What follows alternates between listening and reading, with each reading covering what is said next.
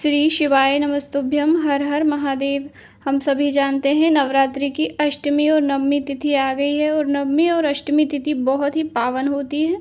इस दिन हम कन्या पूजन भी करते हैं, माता रानी की विशेष आराधना भी की जाती है और व्रत आपका पूर्ण होता है यदि आपने व्रत किया है तो। अन्यथा व्रत नहीं भी रखते हैं तब भी यदि पूजन पाठ करके कन्या को भोजन कराया जाता है तो संपूर्ण फलों की प्राप्ति होती है, भाग्य प्रबल होता है। तो आइए इस दिन जो करने वाले उपाय हैं पूज्य गुरु जी की कथा के वह हम जान लेते हैं, जो कि अष्टमी और नवमी के दिन आपको करने हैं। सबसे पहले आप माता रानी का पूजन करें। यदि आपने घर में माता रानी की कलश स्थापना की है, नहीं भी की है, तब भी आप माता रानी की घर में पूजन करें। मंत्र बोलें, सर्वमंगल मांगल्ये शिवे सर्वार्थ साधिके शरण्ये त्र्यंबके गौरी नारायणी नमस्तुते। इन मंत्रों के साथ आप माता रानी की विशेष पूजन आराधना करें। उसके बाद आपको शिवलिंग में एक विशेष उपाय करना है। या तो आप यह उपाय सुबह टाइम कर लें या शाम टाइम, और दोनों दिनों में से एक दिन आपको यह उपाय अवश्य ही करना है। यदि आपकी कोई इच्छा भी है वह पूरी नहीं हुई है, मनचाहा विवाह है, संतान की कामना है, बच्चों की उन्नति के लिए करना चाहते हैं, पति की उन्नति के लिए करना चाहते हैं, अर्थात किसी भी उन्नति के कार्य के लिए आप इस उपाय को करना चाहते हैं तो आवश्यक दिन आ गया है। आपने कई बार उपाय भी कर लिए होंगे।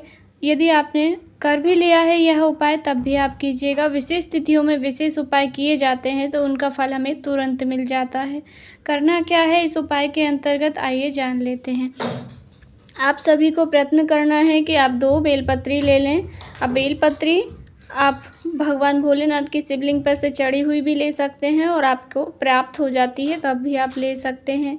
एक लेना है आपको शमी पत्र, एक लेना है कनेर का पुष्प, जो पीला वाला पुष्प आता है वह।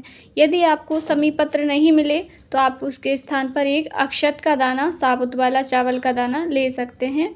गुरुजी कहते हैं यदि हम पे कोई सामग्री कम पड़ जाती है तो आप उसके स्थान पर एक चावल का दाना उस नाम से समर्पित करें कि यह मैंने उस वस्तु के नाम से, अर्थात आप एक शमी का पत्ता नहीं है तो उसके निमित्त आप बोलेंगे कि हे भोले बाबा, मैं एक शमी पत्र के बदले में आपको एक चावल का दाना समर्पित कर रही हूँ। इस कामना से आप चारों सामग्रियों को लेकर के गोल बाती का दीपक लेकर, और आप जल समर्पित करने जा रहे हैं तो जल ले जाइए।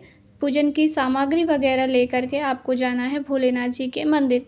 सुबह जाना चाहो सुबह चले जाओ, शाम को जाना चाहो शाम को चले जाओ। जा कर के आपको सबसे पहले क्या करना है, पहले आप बाबा की पूजन कर लीजिए। पूजन करने के पश्चात अब आपको उपाय करना है। उपाय के लिए आप सीधे हाथ की हथेली में 2 बेलपत्री रखिए, एक कनेर का पीला पुष्प रखिए, एक शमी पत्र, नहीं है शमी पत्र तो चावल का दाना रखिए।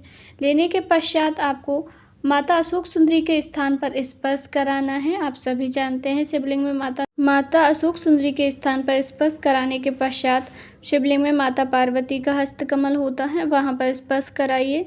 उसके बाद अपने मन की कामना कह करके, जो भी आपकी कामना है उसको कह करके भोलेनाथ की शिवलिंग पर समर्पित कर दीजिए। पूर्ण भरोसा और विश्वास के साथ कीजिए कि मेरा यह कार्य आज बाबा पूरा करेंगे ही। प्रार्थना कर लीजिए दिल से, झोली पसार कर प्रणाम कीजिए, सच्चे दिल से प्रार्थना कीजिए। आप ऐसे प्रार्थना करें कि हम अपने पिता से मांग रहे हैं, उस भाव से प्रार्थना करें। प्रार्थना करने के बाद बस आपको घर आ जाना है और यही मन में भाव रखना है कि मेरी कामना पूरी ज़रूर होगी। तो आपकी कामना भोलेनाथ ज़रूर पूरा करेंगे। इस उपाय को आप अष्टमी और नवमी दोनों दिनों में से एक तिथि पर तो अवश्य ही करके देखिएगा, लाभ आपको मिलना ही है। जानकारी अच्छी लगे तो लाइक शेयर सब्सक्राइब करें।